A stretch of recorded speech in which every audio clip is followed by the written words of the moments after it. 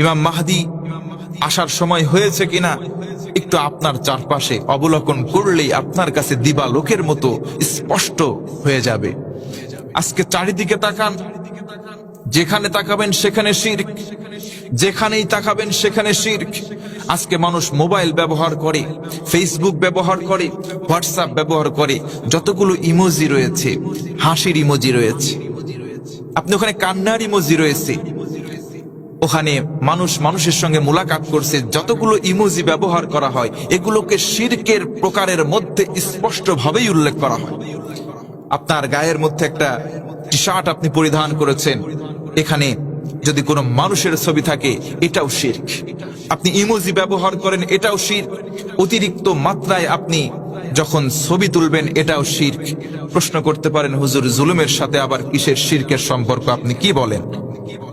এই কথাগুলো আমি বলি না, আল্লাহ সুবহানাহু ওয়া তাআলা সূরা লুকমানের মধ্যে প্রায় ১৫০০ বছর আগে এই কওলটা দিয়েছেন। এই কথাটা শুধু কপি করে আমি পেস্ট করে দিচ্ছি।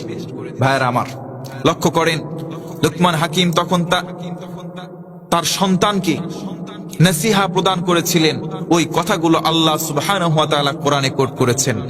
লুকমান হাকিম তার সন্তানকে নসিহা প্রদান করার সময় বলেছিল, ইয়া বুনাইয়া লা তুশরিক বিল্লাহ ইন্নাশ শিরকা লাযুলমুন আযীম। হে আমার বৎস, আমার কলিজার টুকরা সন্তান, লা তুশরিক বিল্লাহ, লা তুশরিক বিল্লাহ, আল্লাহর সাথে শিরক করিও না। শিরকের কথা বলেছেন, পরবর্তীতে বললেন শিরকটা কি? ইন্নাশ শিরকা লাযুলমুন আযীম, নিশ্চয়ই শিরকটাই হচ্ছে সবচাইতে বড় জুলুম। আমার নবীজি বলেন, যখন জুলুম বেড়ে যাবে, কোরআনের আয়াতে জুলুমটাই হলো শিরক। যখন সমাজে শিরক বেড়ে যাবে, যখন সমাজের রন্ধ্রে রন্ধ্রে শিরক বেড়ে যাবে, তখন এই জায়গাটা হবে জুলুমপূর্ণ জায়গা। আমার নবীজি বলেন, চারিদিকে যখন জুলুম অত্যাচার বেড়ে যাবে, অর্থাৎ এই শিরক বেড়ে যাবে, ঠিক ওই সময় ইমাম মাহদির আগমন ঘটে যাবে। সুবহানাল্লাহ।